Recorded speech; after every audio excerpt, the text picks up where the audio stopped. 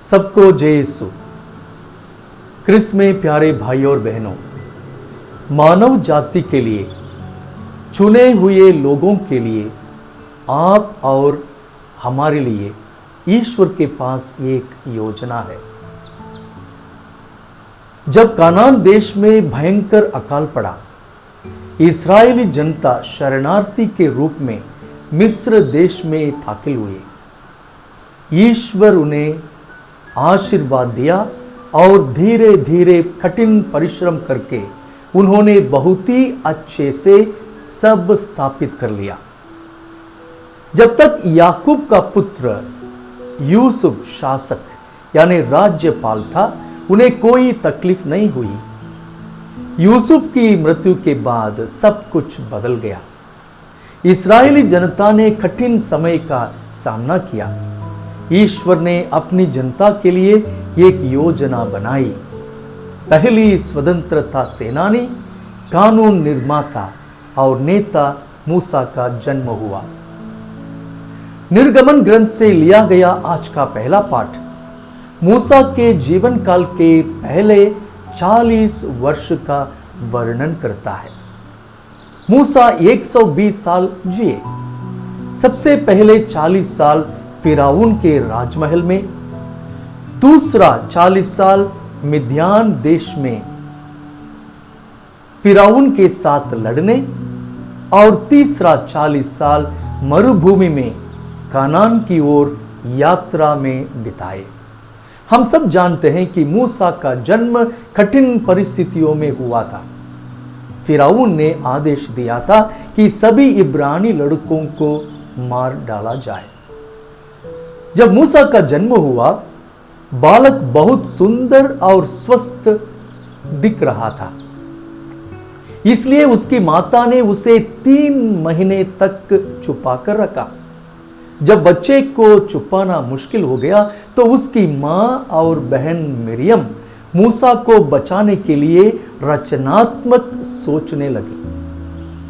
उसके फल स्वरूप फिरौन की बेटी उसे राजमहल ले जाती है, यह जानकर भी कि यह एक इब्रानी लड़का है। इस प्रकार हम जानते हैं कि मूसा के पालन पोषण में, ईश्वर की योजना में जितना मूसा की माता और बहन मिरियम की बड़ी भूमिका है, उतनी ही फिरौन की बेटी की भी है। सोचने की बात यही है कि जिस राजा ने इब्रानी लड़कों को हत्या करने के लिए कहा, उसी के घर में मूसा एक इब्रानी लड़के का पालन पोषण हो रहा था।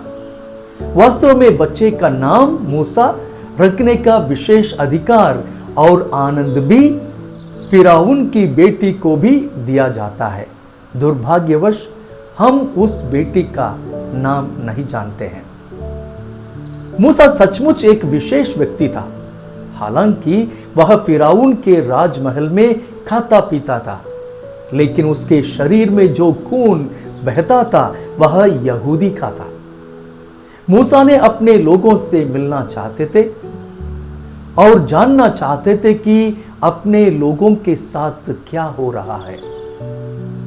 वह सोच रहा था कि अपनी जनता को कैसे मुक्त किया जाए। वह बाहर जाकर 2 व्यक्तियों को लड़ते हुए देखता है। उनमें से एक मिस्रवासी और दूसरा यहूदी। उस यहूदी को रक्षा करने की चिंता में वह मिस्री को हत्या कर देता है। कुछ दिनों बाद मूसा को देखने को मिलता है कि 2 आदमी आपस में लड़ रहे थे। दुर्भाग्यवश दोनों यहूदी थे। वह दोनों के बीच में शांति लाने के लिए कोशिश करता है, लेकिन उनमें से एक मूसा पर सवाल उठाता है। मूसा भयभीत होकर भाग जाने के लिए सोचता है। उस समय उसे यह मालूम पड़ता है कि फिरौन भी मारने का अक्सर ढूंढ रहा है, इसलिए वह मिद्यान देश भाग जाता है। मूसा को लगा होगा कि उसका भविष्य कैसे रहेगा।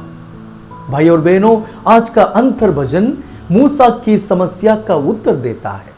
जो अपनी आवश्यकता में प्रभु की ओर मुड़ेगा वह जीवित रहेगा। आज का सुसमाचार पाठ कोराजीन, बेतसैदा और कफरनाम शहरों के खिलाफ यीशु की निंदा को प्रस्तुत करता है।